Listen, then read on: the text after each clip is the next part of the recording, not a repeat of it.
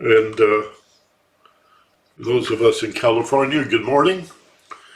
If you're elsewhere in the U.S., good afternoon. In Europe, good evening. South Africa, good evening. And if you're in Australia or the Far East, you're probably sound asleep. So I'm really enjoying these classes. This is number 6, and I think about it a lot during the week. I want to mention, before we do our opening meditation, that I will be using a handout again today. I'll share the screen and we'll scroll through a handout. That's not something that I'm going to do a lot of. We're not going to work regularly from handouts. But at the beginning of this series, I think we need to, because we're still working with definitions. And so today we're going to continue, as we began last week, an exploration of the distinctions between thoughts and feelings. And it's something few people ever consider. And particularly the problem that we have trying to understand our emotional feelings by thinking about them. I don't know if you've noticed, but we don't get very far when we think about how we feel. And there's so much confusion about it that people will often, in an attempt to describe their feelings, say, well, I think I feel that. That's a tell, right?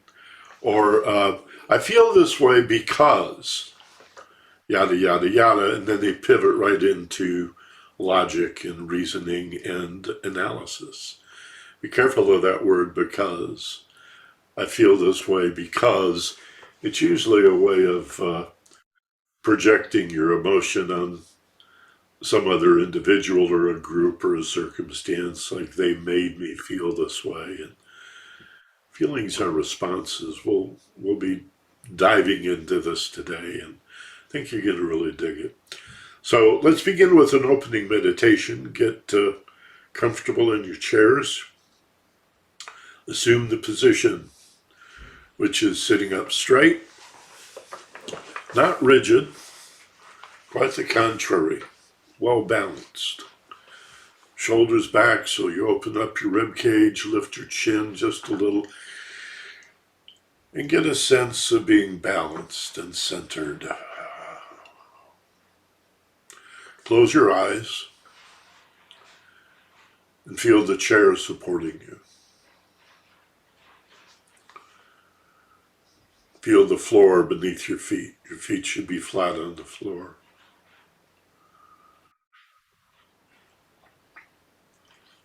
And turn your attention, gently focus your attention to how it feels to be in a body supported by a chair, supported by the floor. Sometimes we may unconsciously find ourselves feeling as if we have to hold ourselves together with a little micro tensions here and there. And it's that tension, the result of stress and anxiety, that erodes awareness. It degrades, demeans, and can even shatter self-awareness. So to expand awareness, to be more conscious, we must practice relaxation. And it starts with just allowing yourself to be supported by the chair. You have to remind yourself the chair is not going to drop you, nor will you suddenly fall through the floorboards. So take a nice, slow, deep breath in your own timing, inhaling, hold as you peak, and as you exhale, feel a letting go feeling throughout your body. And go beyond where you normally stop, all the way out, And then inhale slowly through your nose, pulling in strength and power. Hold as you peak. And again, just as slowly exhale as you feel that wonderful letting go feeling from head to toe. Do this a third time. Three's the charm. Nice, big, deep breath in and a letting go. Sigh of relief, a sigh of release. And then turn your breathing over to autopilot. Slowly scan your body. Sweep the full length of your body from head to toe, creating and sensing a letting go feeling. So that even though you're already nicely relaxed, maybe there's just a little more letting go that you're able to feel.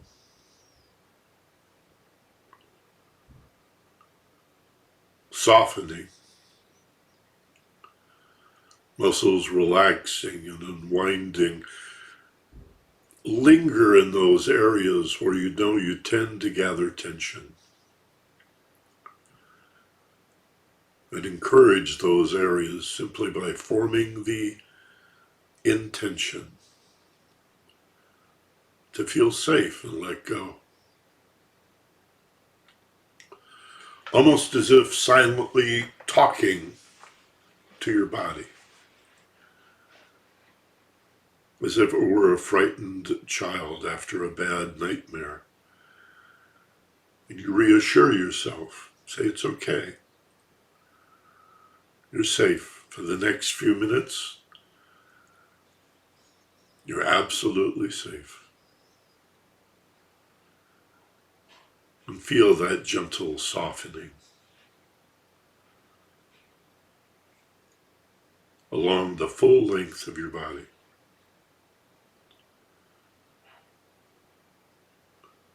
Continue to slowly sweep or scan your body as you imagine how it might feel to be a cube of butter on a warm day,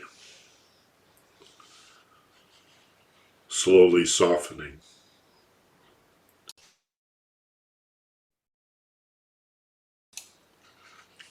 Not melting, not changing in appearance in any way at all. Just softening. What a wonderful feeling.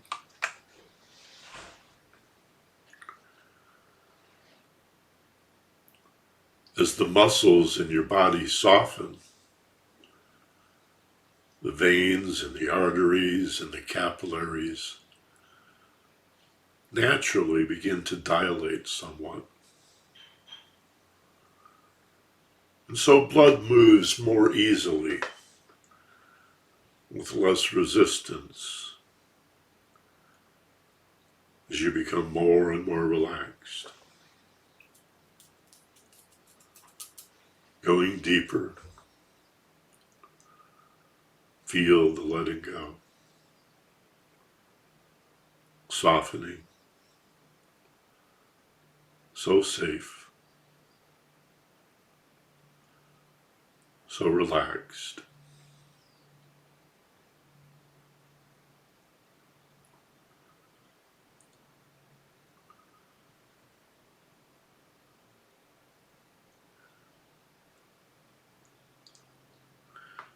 And gently put your awareness on the space around your ears. And as you feel a letting go in the scalp, notice how your ears droop or sag just a little bit. And then across the forehead, feel that same letting go. And then your face, your cheeks, and your jaw. and your tongue.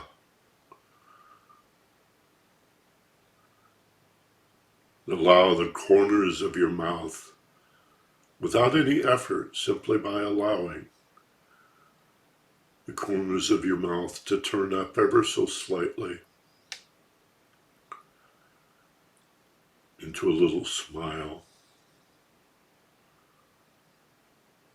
of contentment.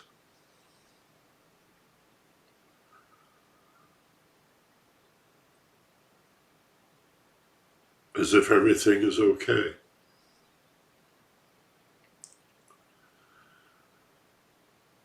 As if there's nowhere you'd rather be, nowhere you need to be, but right here, right now.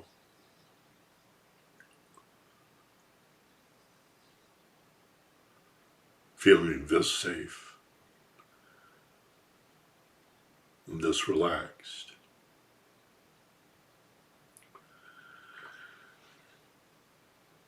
And your awareness expands, almost as if like rising up slowly in a hot air balloon and watching the horizon in all directions slowly expanding. You see more.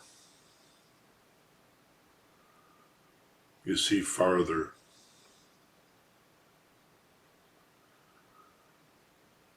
You lift your gaze from the details and the minutiae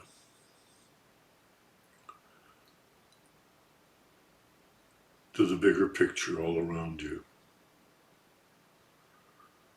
with ease, with grace, with the elegance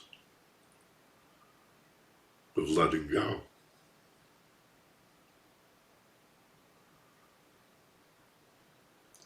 Floating between wide awake and deep sleep, right in the middle.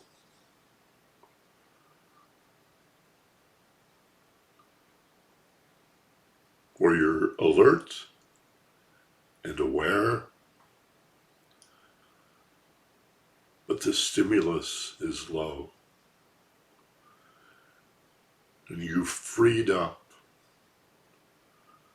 enormous amounts of brain power,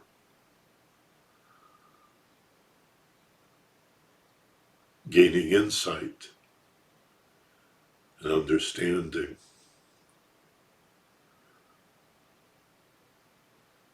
about whatever you choose to put your attention on.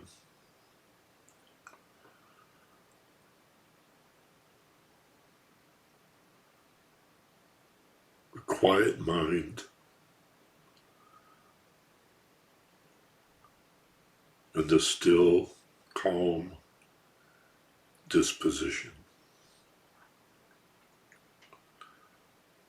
opens us to love, wisdom, and compassion.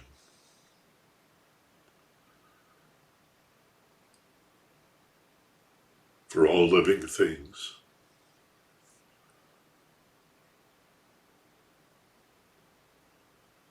Are the one life. There is no other. There's just one of us here. Right here. Right now.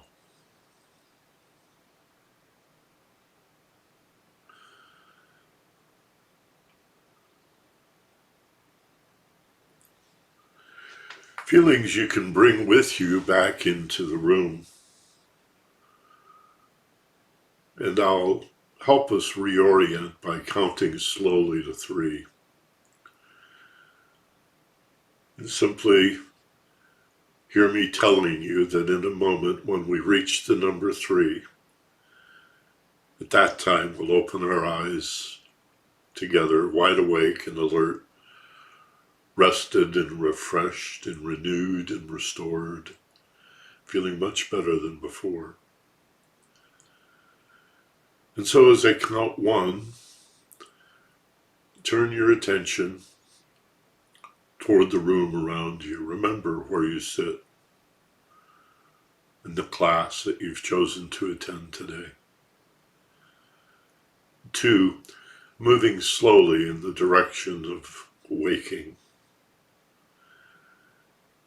You feel the chair supporting you and the floor beneath your feet. And 3, his eyes open, wide awake, back in the room, alert, rested, refreshed, feeling better, and a nice big breath all together. Big, and I like to shake a little bit. I don't know why, but I always feel like I'm shaking something off. Welcome back. All right. There are so many different meditations. I look forward to introducing you to a basic relaxation like that, to insight meditation, sometimes called Vipassana, where we'll watch our breath and practice developing a state of non-attachment. And I'm anxious to explore the meditation with you. It's an important part of all of this work. There's lots of us that read self-help books and we listen to webinars and YouTube videos, and maybe in pre-pandemic days we were attending seminars and public events where people would talk about personal development and self-improvement and such. But I'm telling you, without meditation, I listen to a lot of podcasts on self-development, and the element that consistently is missing from most of them, not all of them, is the altered state of expanded awareness, this alpha brainwave level.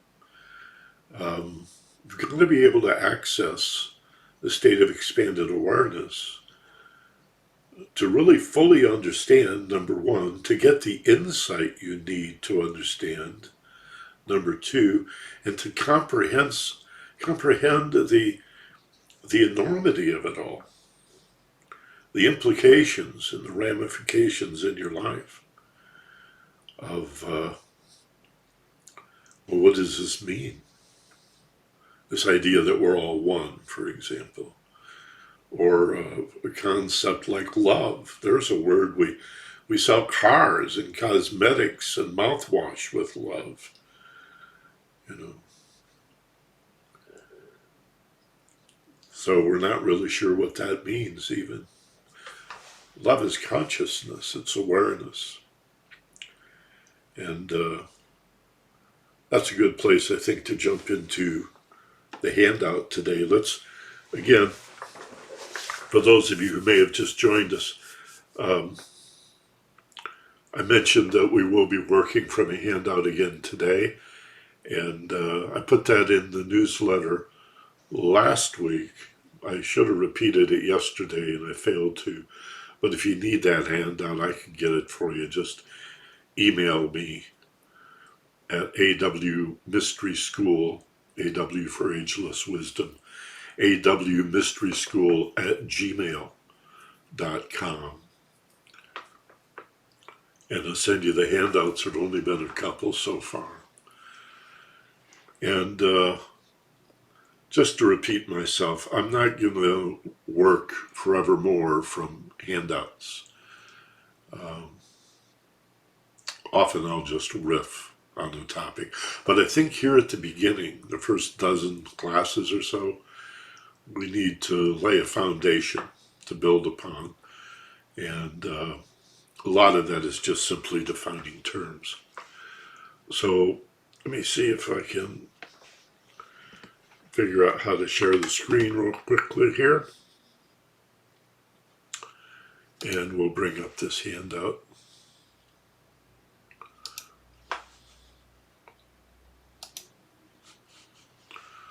All right.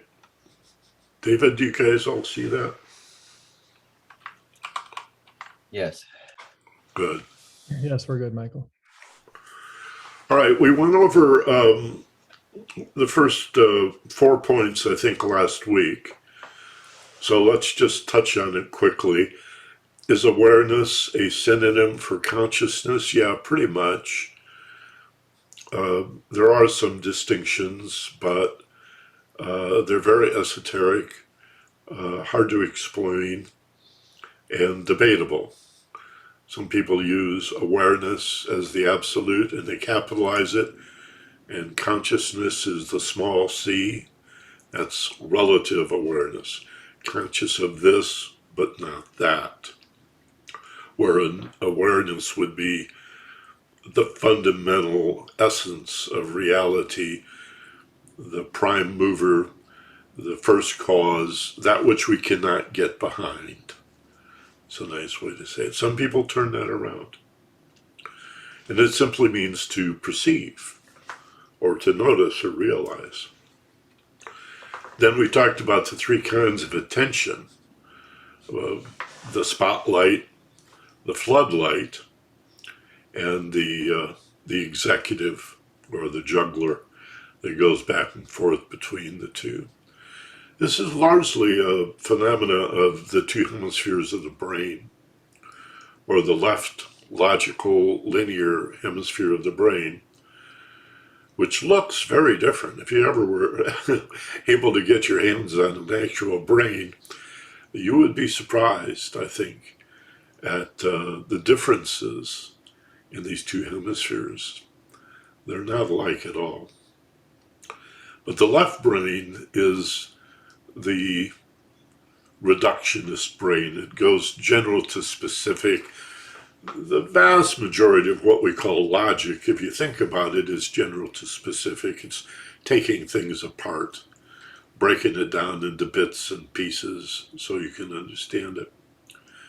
And this is mostly what our school is about. What we need to develop and lack guidance in is the antithesis of that, which is going from specific to general.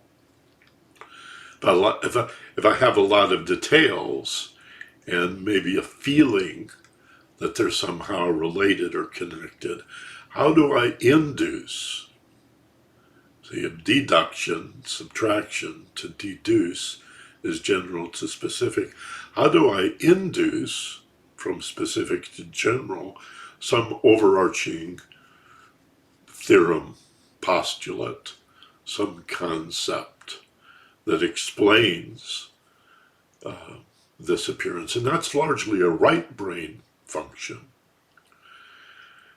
And then the ability to consciously go back and forth would be the third aspect of intention. And I mentioned, and will repeat here, that I got this from a new book just out called Peak Mind. And it's by a woman, medical doctor, brain researcher. I think her name is Jai, J-A-E. She's an American of Indian descent. Peak Mind. She goes on quite a bit about intention. Then we talked about the difference between mental and emotional intelligence. Mental intelligence being, I always think of Plato as ideation. I don't know if he coined the word. You can see idea in the word. Ideation is basically cognition. It includes conceptual abstraction, logical reasoning, learning and planning, imagination and creativity, critical thinking, problem solving and decision making, and is objective in nature. This is really important to begin to consider that our thoughts are objective. They're about the objects in the world around us. Think about that over there. Think about those people. Think about this action. Think about this circumstance, this event. Go to school, you understand the world with your thoughts. When you think about yourself, You run into problems, however, because you are the subject. And there are benefits, of course, to thinking about yourself. But it's real important, I think, that you recognize that it's very limited. What you're going to figure out about yourself from thinking is extremely limited. That's not what thoughts are for. And I know nobody's ever told you this, and you don't have to believe me. Just consider it, reflect upon it, see if it makes sense. On the other hand, then, emotional intelligence, sometimes this is called attachment, but there's also attachment to our thinking. So I'll call it attraction and aversion or repulsion. You know, emotions either move us toward what we want or away from what we don't want.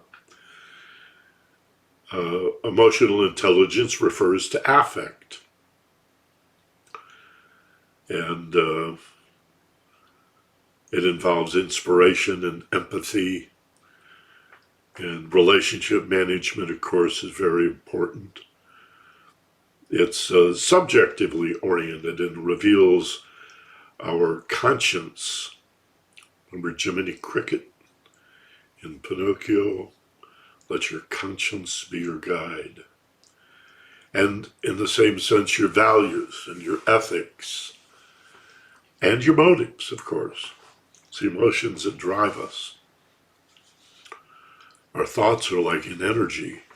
Our emotions are like the force that drives it into manifestation. And the four basic emotions we touched on: happy, sad, angry, and fearful. Sometimes, if you Google it, you'll see models where there are 6 basic emotions. Usually it's these 4 with surprise and disgust added. Point number 5, thoughts are mental consideration, deliberation, and intention, usually as words or images. We tend to think in pictures. Not always. We're not limited to that. But we love pictures. We're very, very visual in terms of the way we think. That's why they put pictures in books. Picture is worth 1,000 words, as they say. Thoughts, our ability to think, is technically called cognition. It facilitates knowledge and understanding by means of logical reasoning, memory, creativity, insight, and of course, sensory perception.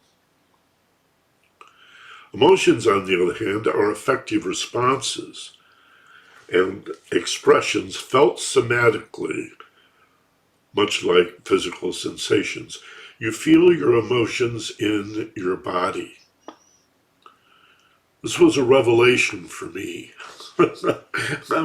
I must admit, as a young man in my late 20s, I met a therapist who I really liked at a seminar. And he attended my seminar, so I thought, well, maybe I'll check out his counseling. He was a Reichian therapist, all about emotional release and trauma, and I had plenty of that in my youth. And what I soon realized in working with him was that I could feel my emotions in my body, not just think about them. I thought emotions were something you thought about. I didn't know you could actually feel them, unless they were huge. Hey, Michael, can you feel anger in your body? Well, yeah, if I'm really upset, they start shaking, or I turn red, or you see steam coming out of my ears like the cartoons, or deep sadness, or profound love. I knew the really big feelings I could feel in my body, I guess. But the idea that subtle emotional feelings, even the ones that are blended, amalgamations of several feelings.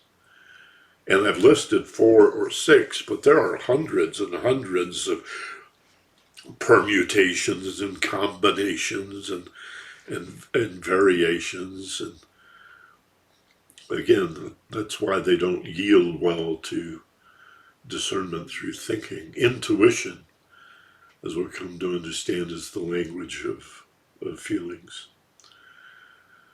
But I began to realize I could feel these subtle feelings in my body as well. That's what somatically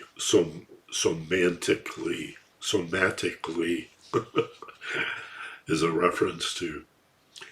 And collectively, they form belief systems.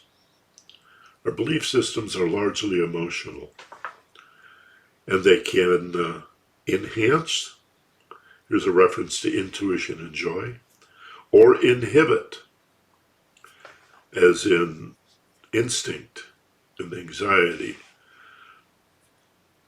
knowledge, data collection, and understanding. So let's talk about instinct and intuition, because this too is generally conflated into something called gut feelings, right?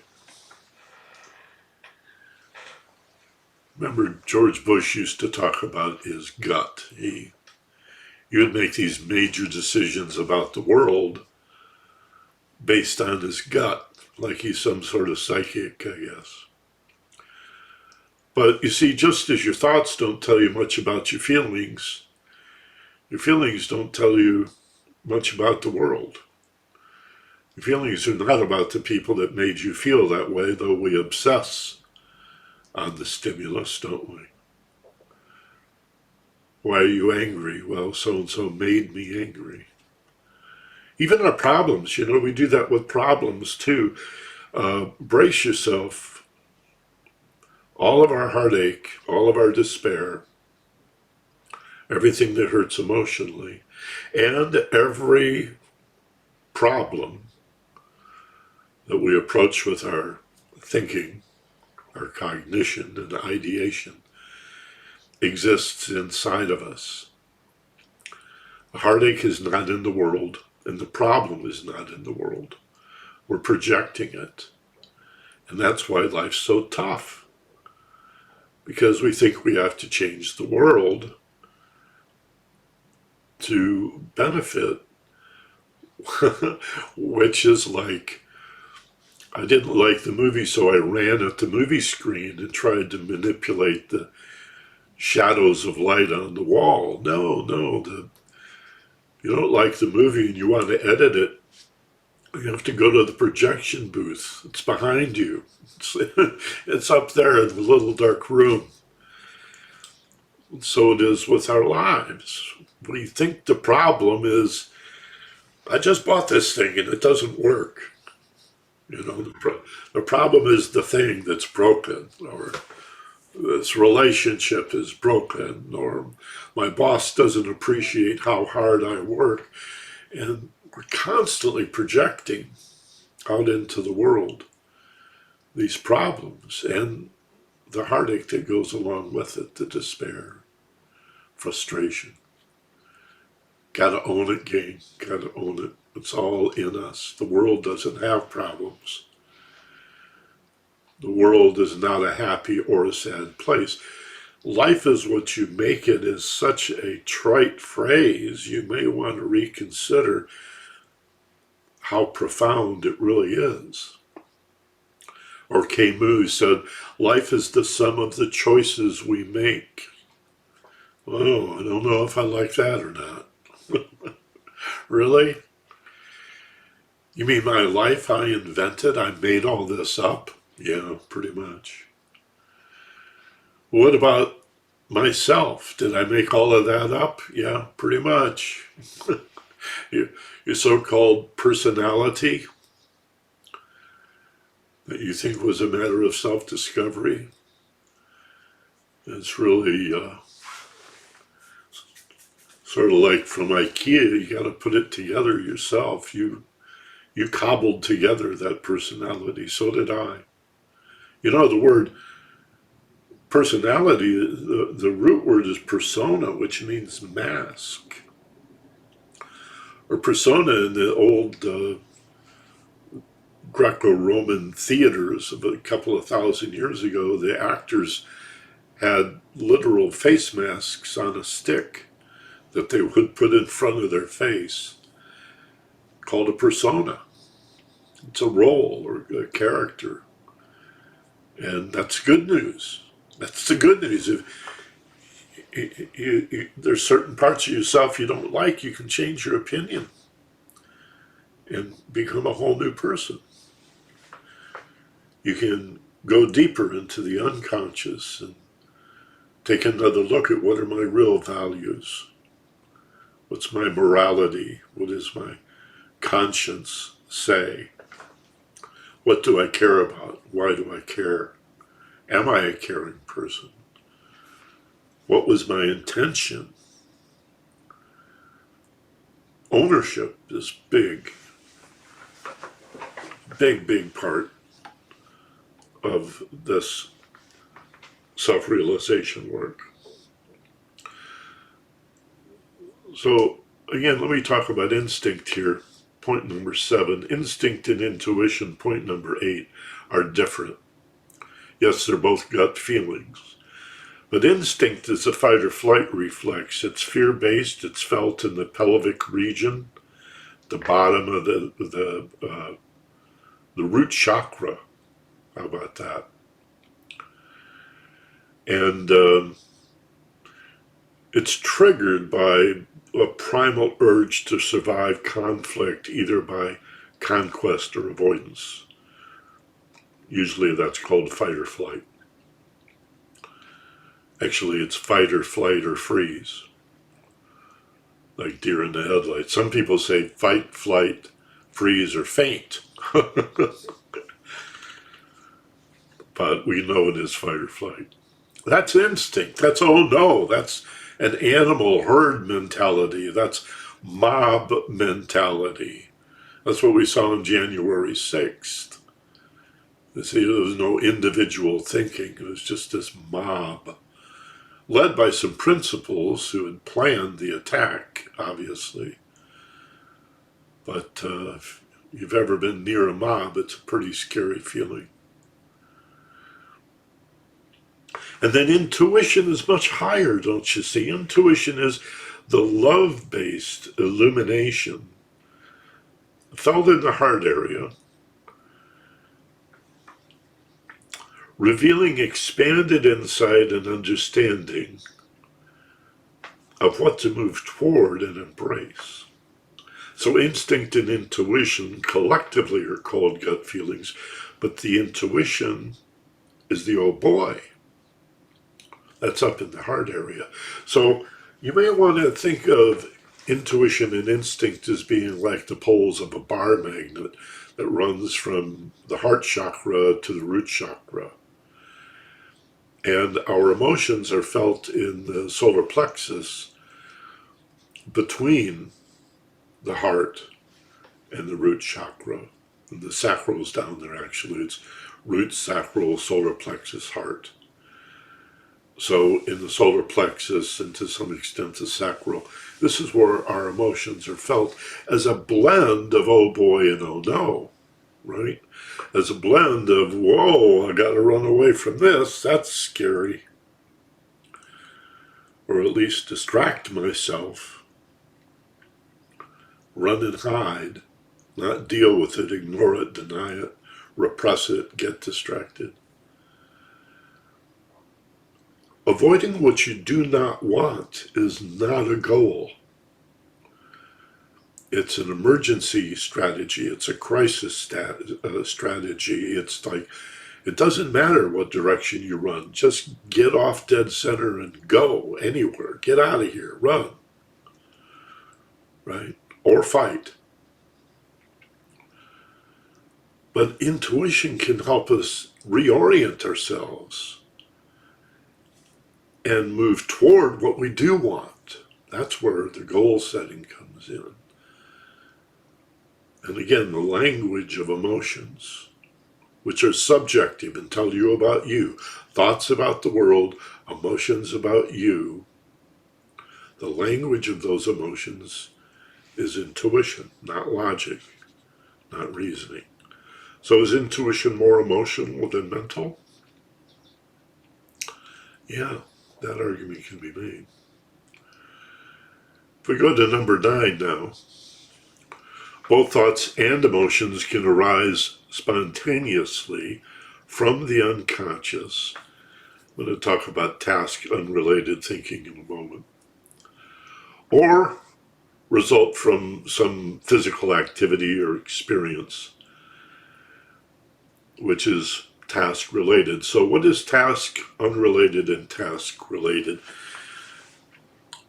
These are terms that are only in the last decade being used by brain researchers and scientists to distinguish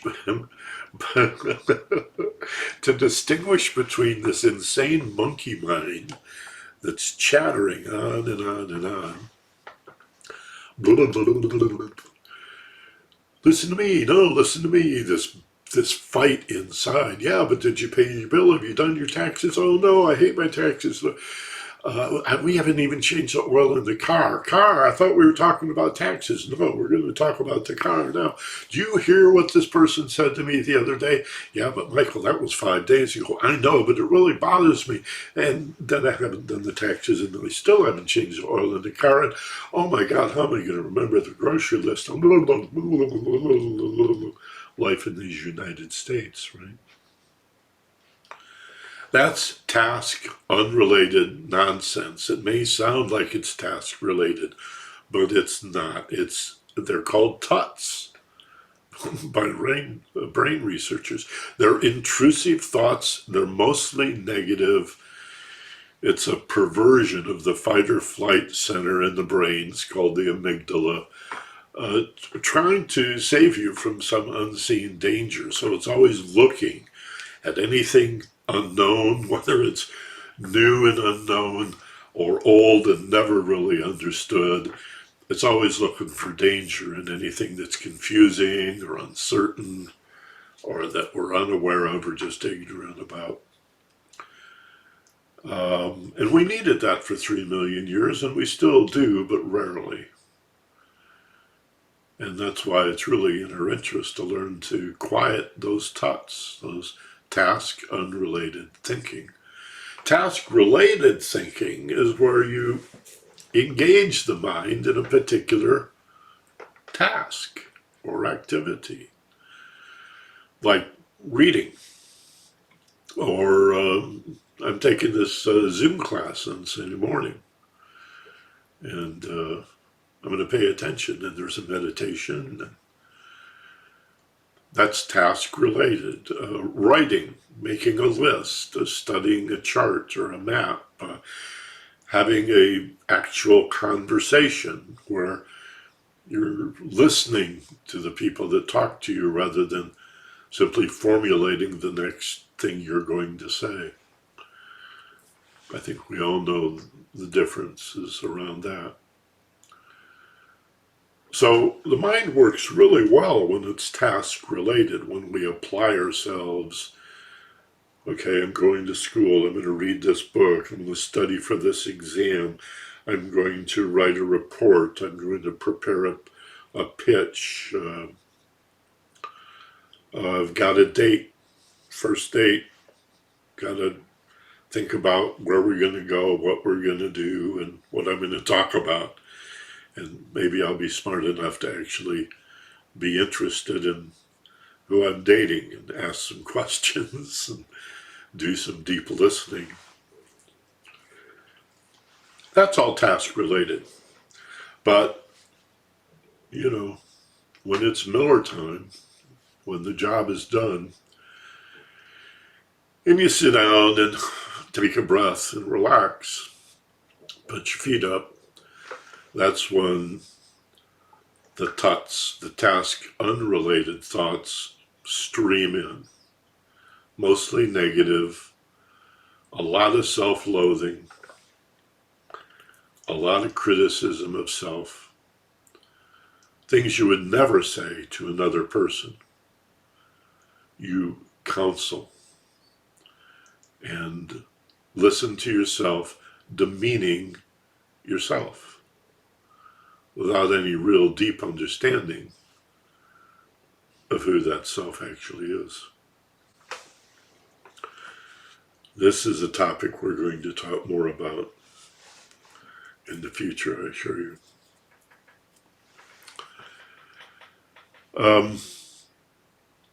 Point number 10, thoughts and emotional feelings do influence each other. They stimulate each other. They commingle. Thoughts and feelings commingle like flavor and aroma. You know what I mean by that, right? Like the way something smells, particularly food, and the way it tastes are two discrete senses, but obviously they overlap. Like you can't have one without the other. You know, before you sip an expensive bottle of wine, you paid $20 for that bottle of wine. You're going to swish it around in the glass, let it breathe a little bit, and smell it. And it gets the taste buds to wake up. And then you take a little sip, and it's so much more flavorful. You know, I'm in my 70s now, but I can still remember being a little boy in my grandmother's kitchen in the 1950s when she was baking. She would never think of using a mix for a cake or cookies or bread or anything. Everything was from scratch. Boy, the house was just filled with these delicious fragrances. And my mouth is watering now just talking about this.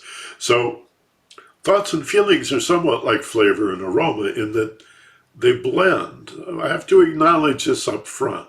Thoughts stimulate feelings and feelings stimulate thoughts. I've seen a lot of debate in Psychology Today articles and blogs and elsewhere about which comes first. Do feelings always stimulate thoughts? No. Or do thoughts always stimulate feelings? No, it's not an either or. It's yes, both. Change the way you feel. And you can, by the way. We hear of changing your mind, changing your behavior. Few people ever talk about changing your feelings. But you can change the way you feel. That's going to affect your thinking. In fact, changing your thinking is a good way to change the way you feel. But the way you feel affects your thoughts. So you can see the back and forth. It's like a ping pong game, except sometimes we get stuck in one side. So it might be thought, feeling. Think of that ping pong ball. Ka-dum, ka-dum, ka-dum, ka-dum. Thought, feeling. Then it goes thought, feeling. Thought, feeling.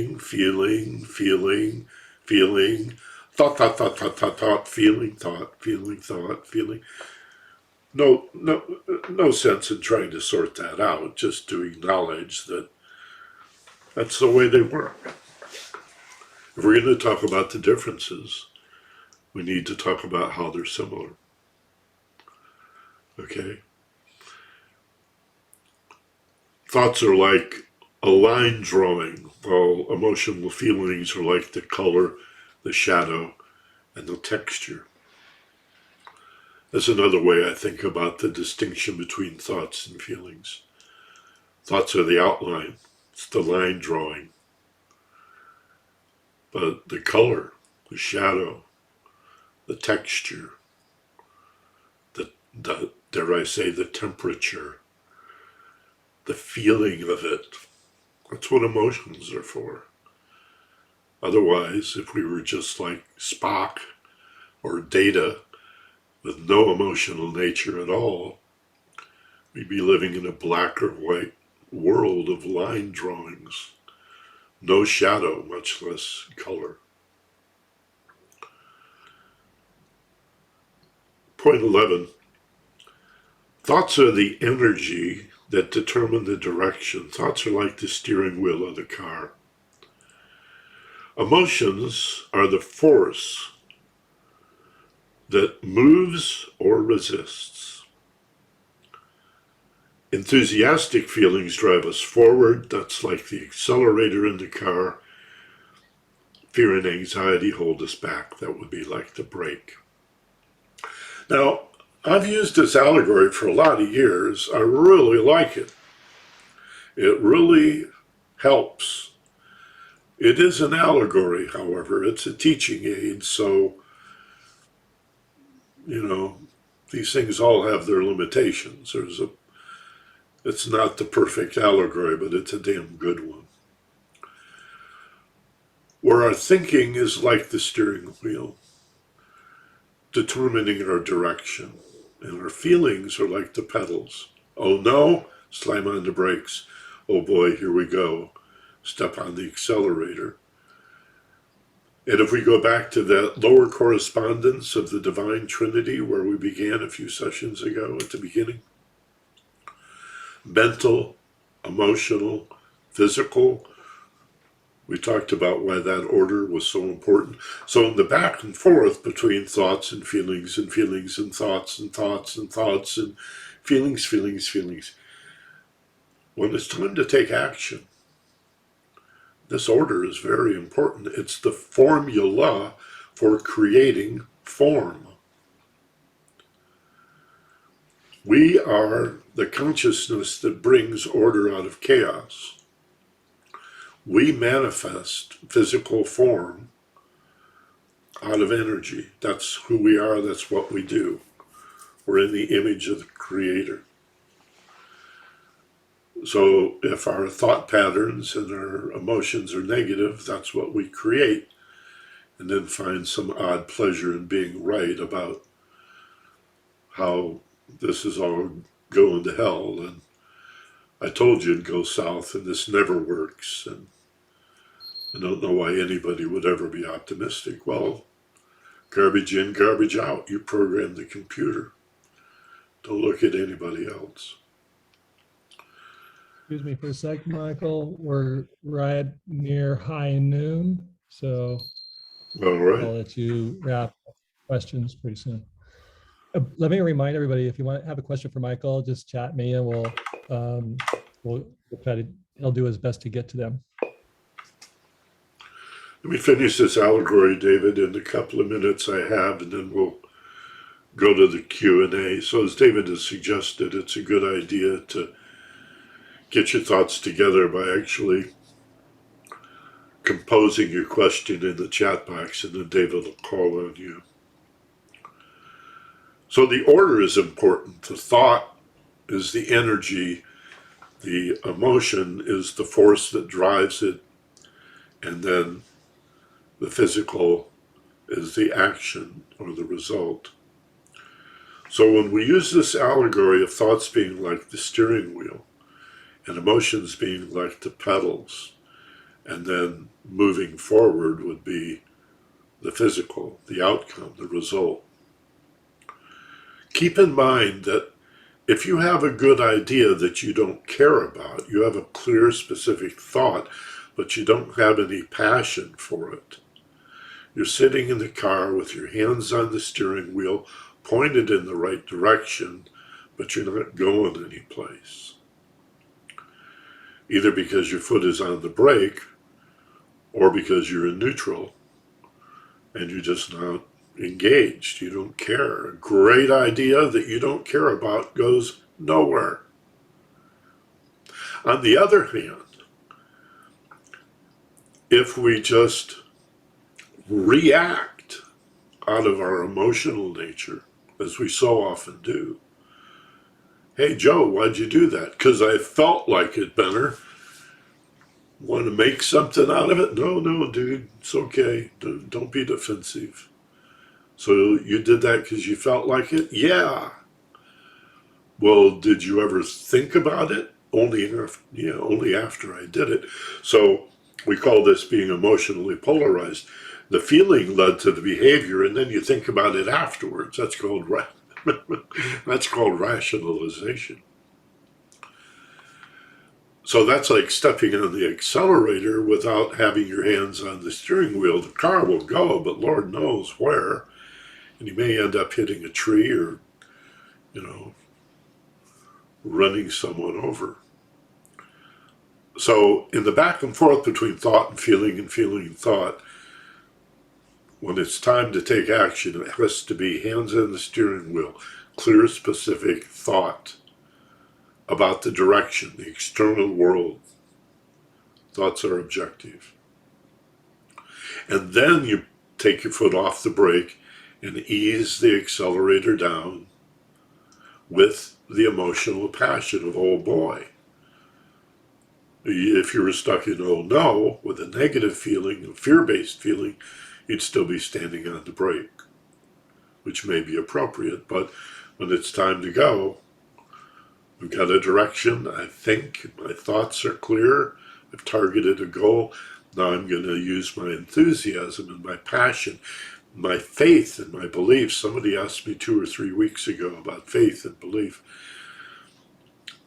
There's the emotional nature driving that energy forward. So the force, Luke, the force in Star Wars is the emotional nature. It's love or fear. It's all love or fear. It's the brake or the accelerator. And then you move forward. All right. So the order is important, and I really would encourage you to reflect on that. Okay, so we'll finish that handout next week. And because it's the top of the hour, I like to do Q&A. So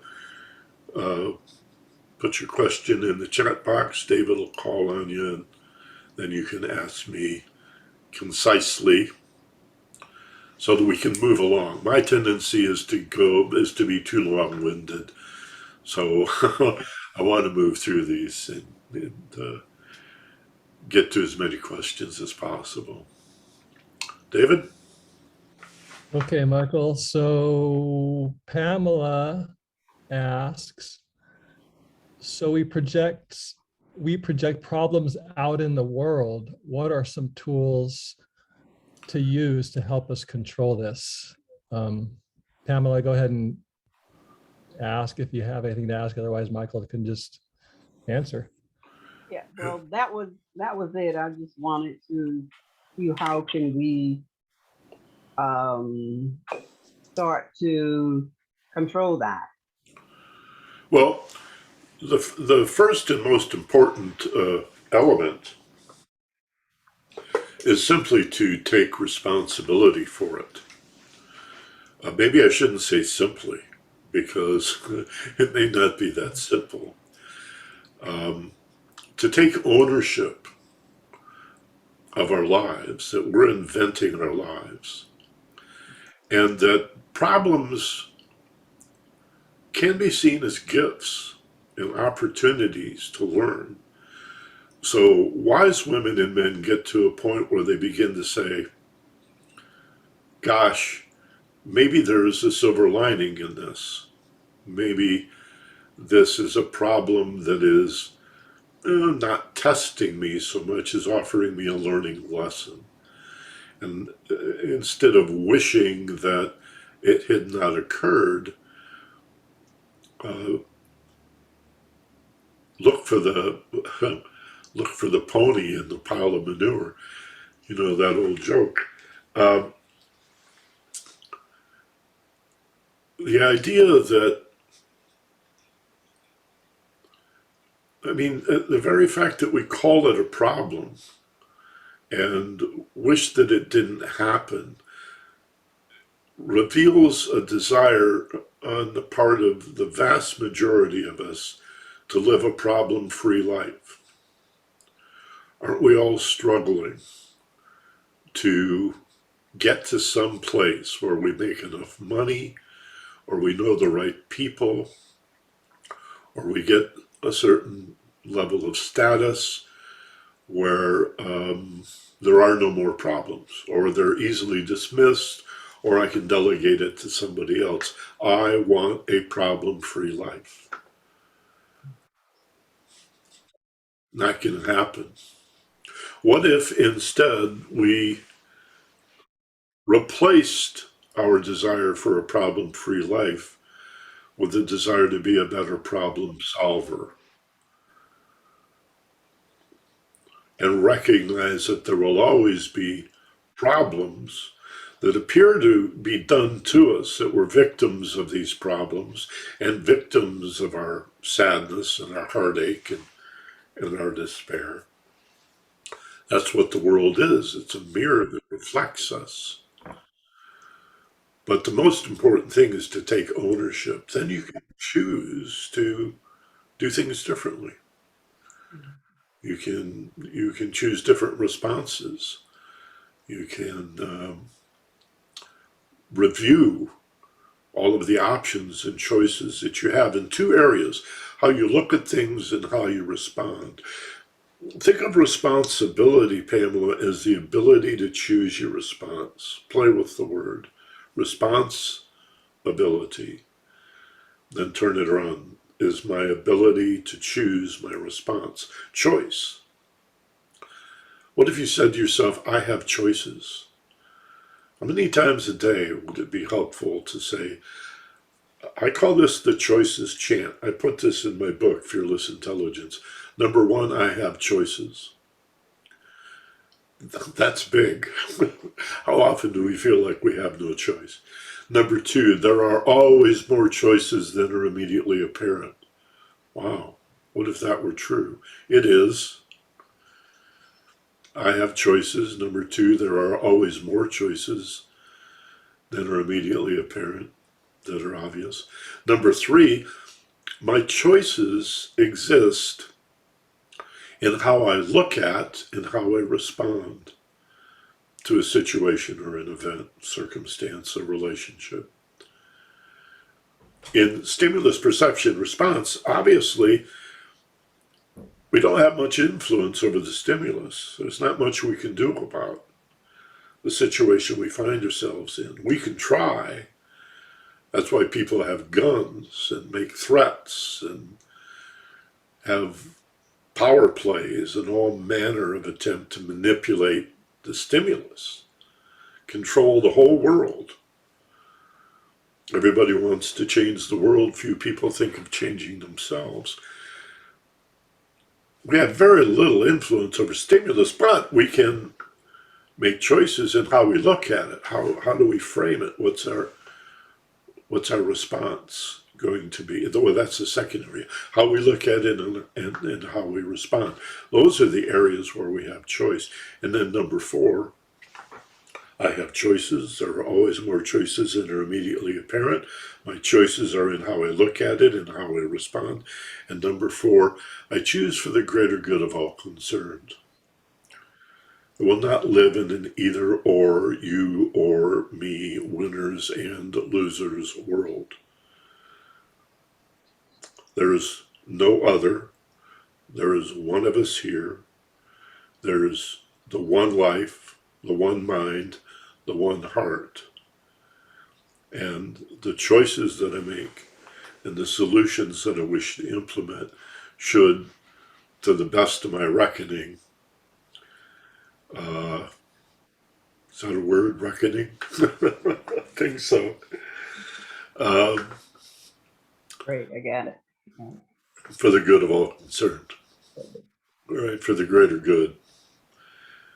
Choices. That's my best short answer to, wow, this is big, right? This is huge. We're saying we're projecting our lives. We're not victims.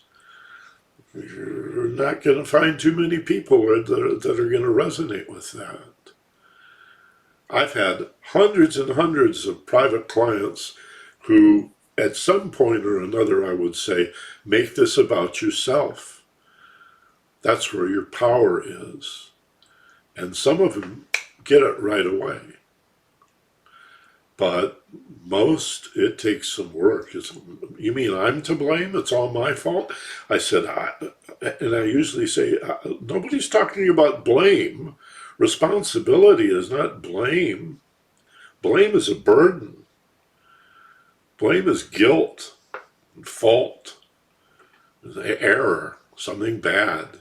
Responsibility is a freedom. Oh boy, if I'm responsible, if if the quality of what's happening to me is more a function of my perception and my response than anything that was directed at me, then I can choose to look at it differently and respond differently and change the whole reality of it. That's powerful. That's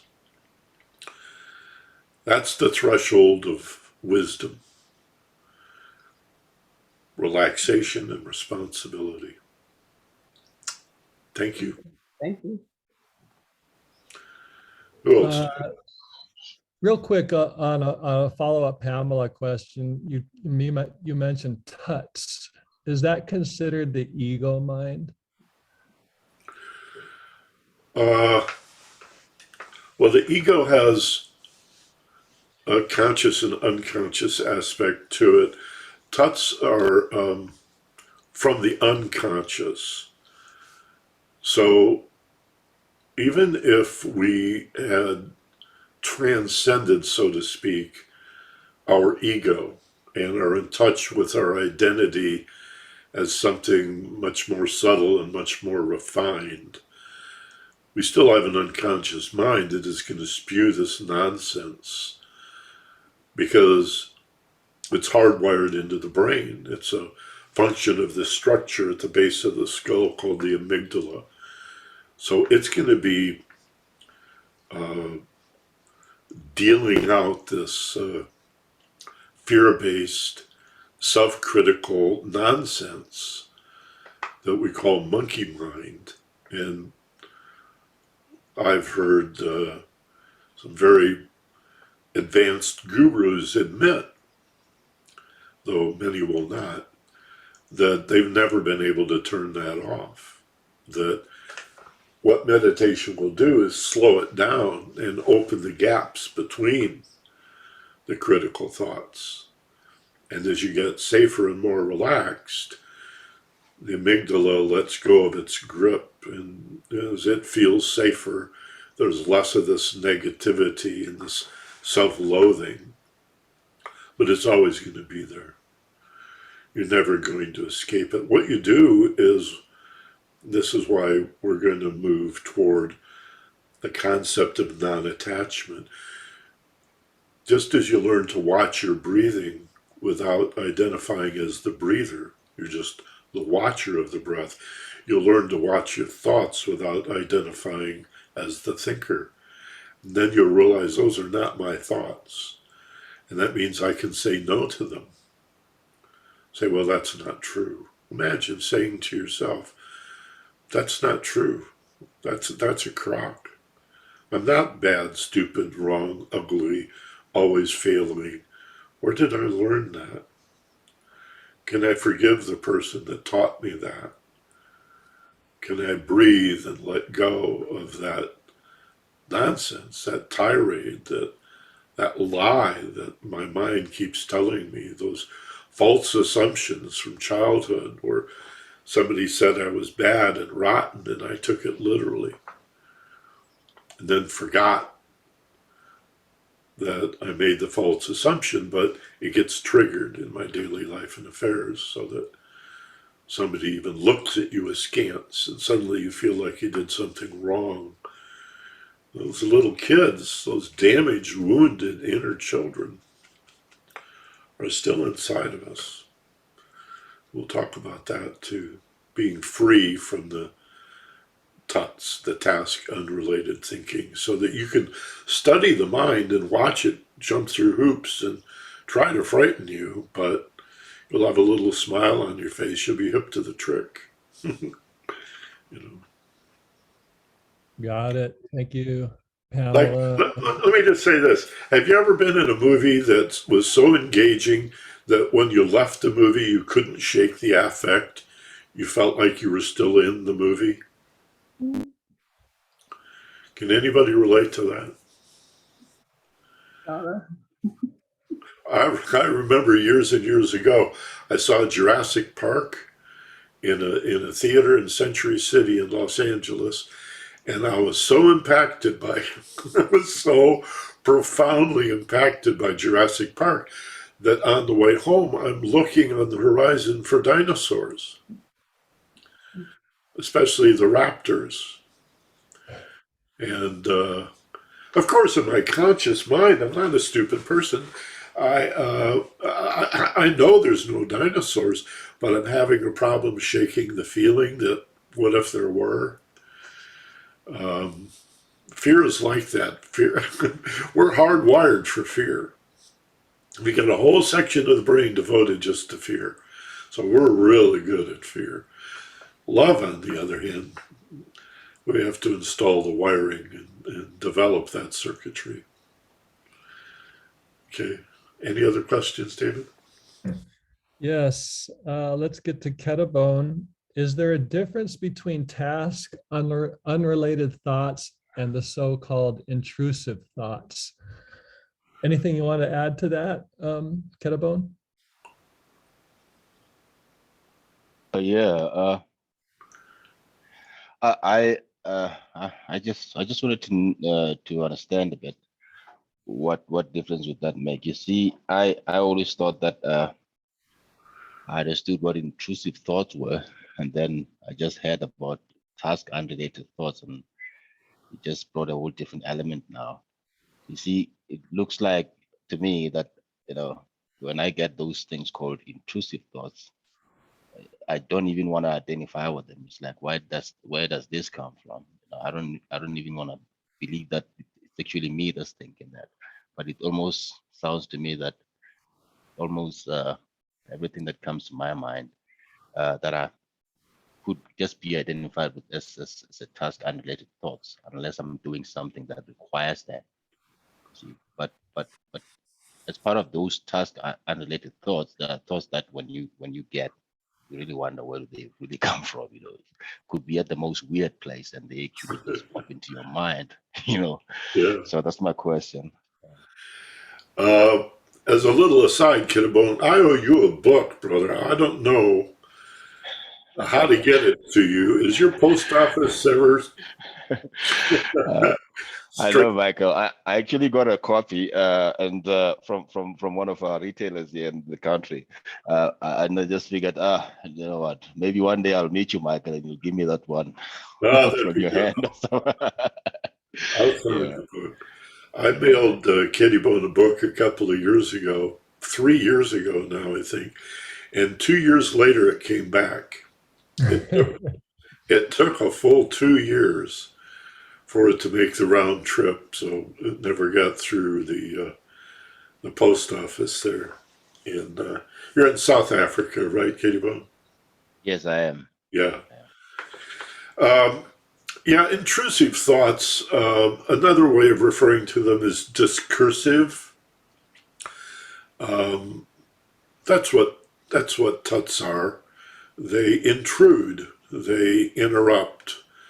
Again, they're well intended because they're generated from the unconscious as a result of this hardwired fight or flight mechanism that is trying to keep us alive by looking for potential danger in anything new or unknown. That's why it's so important to recognize that fear is not a signal of danger, but a signal of something unknown, whether dangerous or not. And most dictionaries have this wrong. Actually, I've never seen a dictionary that defined fear without a reference to danger. Well, fear, anxiety, stress, everything from panic to mild nervousness and apprehension and everything in the middle is all the same. It's a response to things unknown, whether dangerous or not. Um, That's why the Boy Scouts have that motto, be prepared. That's why we do fire drills in school and prepare for earthquakes here in California, because it doesn't mitigate the danger. The danger is consistent, whether we're prepared or not. The danger remains the same.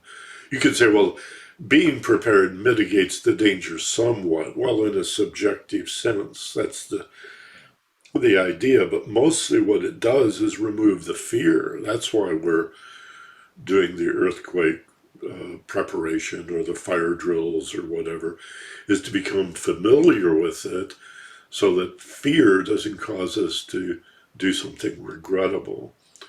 But the danger stays pretty consistent. So fear is not about danger. How many times have we said to ourselves or another, what are you afraid of? And we have to admit that we don't know. I don't know. Well, that's the point. That's what fear is. It's how it feels not to know. So clearly the antidote then is understanding. Another Emerson line, knowledge is the antidote to fear. Except I wish he had said understanding, and understanding really surpasses knowledge, doesn't it? Understanding, knowledge and, let's put them together, knowledge and understanding is the antidote to fear, stress, and anxiety. So that's the nature of the intrusive thought, or the task unrelated monkey mind that's chattering, beating us up. It's well-intentioned. It just wants us not to die or be severely injured. But because we're just not in that much danger, we're 3 million years of this. We are the survivors. We've inherited a hair trigger because our ancestors survived by being easily frightened. And the ones that sat around pondering philosophically, I wonder if it really is dangerous, they usually got, devoured by the wild animal or killed by the invading tribe or whatever, and they didn't pass that on. What we inherited from the survivors was the ability to be very easily frightened very quickly for no reason at all. So recognizing that most of that physical world danger is gone, and in spite of the war and the gross injustice and cruelty of poverty and ethnocentrism and racism and misogyny and transphobia and all the homophobia, all the nonsense we have to deal with. In fact, the world is becoming safer and safer and safer all the time. So we just have to retrain. It's going to take a while for us to retrain ourselves to watch those intrusive thoughts, Kitty Bone. Here it comes. Here comes some more of that self-loathing, telling me I'm no good, that I'll screw it up. I always do. A lot of it sounds like parents or bullies or critics from the past. You can watch that without being affected by it and just say, no, I'm sorry. Thanks for checking in. Thanks for the heads up, but not true. Not true. Okay. What else, David?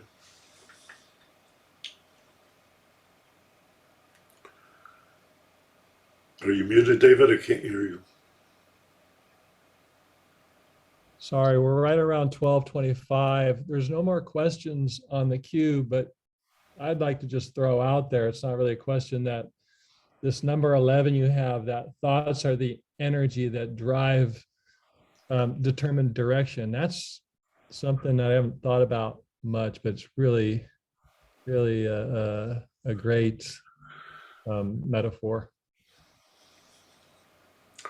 Well, in the 4 minutes I have left, let me raise the not so obvious question that comes out of this model. If my thoughts are the steering wheel and determine my direction,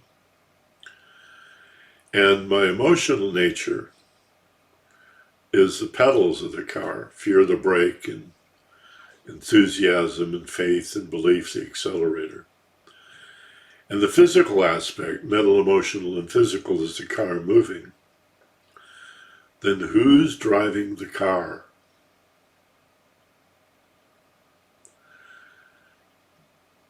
Who is driving the car? If my thoughts are the steering wheel, my feelings are the pedals, who's driving? And the question is probably best answered by saying, well, it's one of two characters. It's either your ego self, persona, personality, the egoic nature,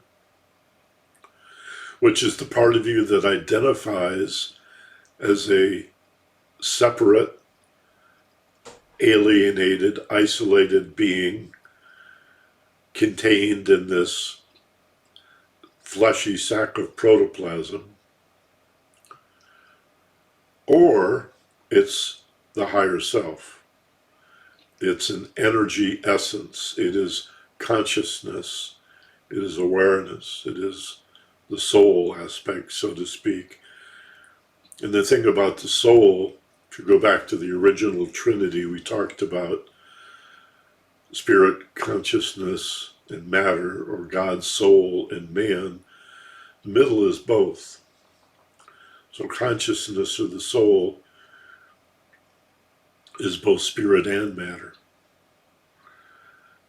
And so it's a way of, well, higher self is another way we talk about it. So who's going to drive your car? Is it your ego nature or your higher self? Well, it's usually the ego, because the ego is like a 14 or 15-year-old kid that would much rather drive, even though it's not licensed.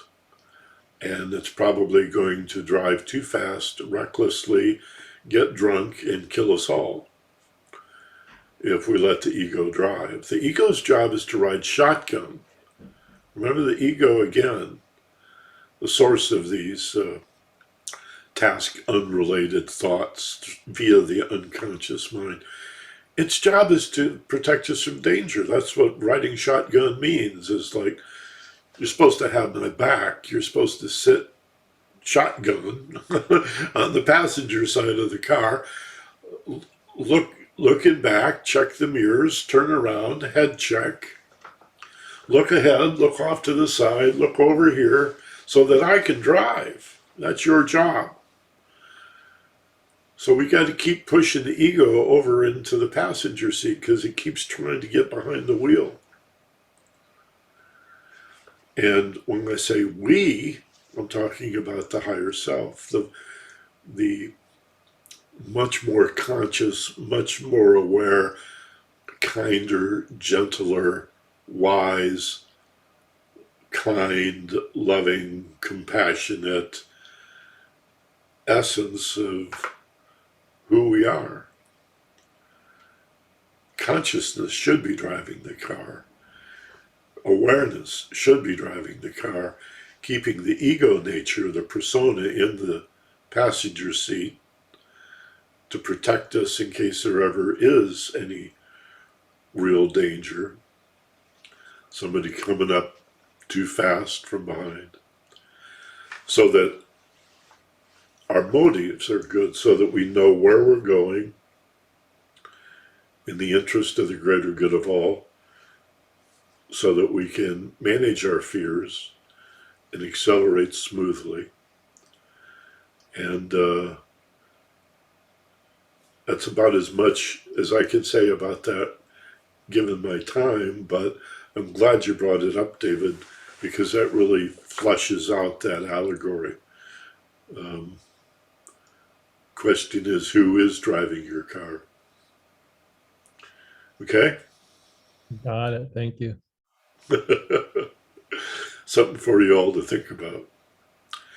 So, thank you. Next week we'll continue with this particular handout, talking more about the distinctions between thoughts and feelings. And week after that, we're going to talk about the qualities of consciousness. What are the qualities of consciousness? And is there an innate set of ethics, a sense of morality, a higher vision that goes along naturally and innately with being an ever more conscious person? And I'd like you to, in addition to all the other things I've given you to think about this week, I'd like you to consider why a lie detector works. If there was a question, or if there were a question about the basic goodness of man, this would be a way of addressing it. We detect lies with a polygraph very accurately, because when you speak a lie, it stresses out your body and impedes the immune system and shatters awareness. Lying is not good for you, not only for the people you lie to, or the worst kind of lying, to bear false witness, to lie about another person. But any lie stresses the body. Why? Why would telling a falsehood cause you such anxiety? Why would you frighten your body? Why would your body become frightened and feel threatened by lies, as evidenced by the polygraph, unless lying is contrary to our true nature? I'd like you to reflect on that this week, and the allegory about driving the car too. I think that'll be a good assignment for you. Thank you, brothers and sisters. Namaste. I so appreciate you guys making it a point to be with us on Sunday morning. And have a wonderful day and a great week. We'll see you next week. Say goodbye. Unmute yourselves and say goodbye to everybody. Thank you, Michael. Salam. Goodbye. Yes, Michael. Bye. Bye. Thank you, Michael. Thank you, David. Thank you. Thanks, David. Nice presentation, Michael. Thank you. Appreciate it. I got to close out the. I got to close out the room. You could call me if you want, but I'm going to close out the recorder. Right on.